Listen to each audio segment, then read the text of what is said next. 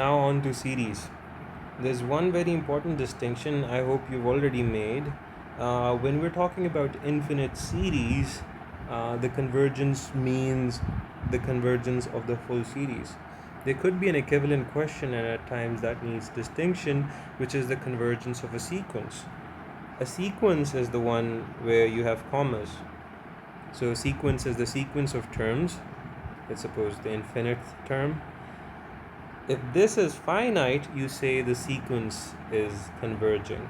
However, this thing is a little different. Now let's do this convergence.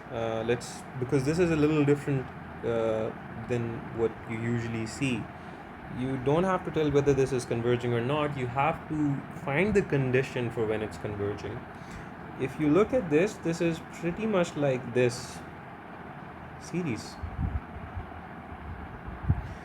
Okay, where n goes from 1 to infinity. You know that the p series test says that when p is greater than 1, this series would always be converging. So let's see if we can use this to prove this. I'll use a simple mathematical construct. Let's see how it goes.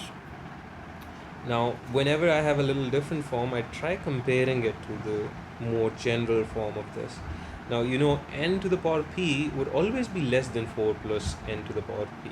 I'm assuming n is, of course, positive, and to any positive power, that is going to be a little smaller, greater when 4 is added to it, of course. Alright? Now, I can take the under root, and this would stay the same. Okay? Now, this,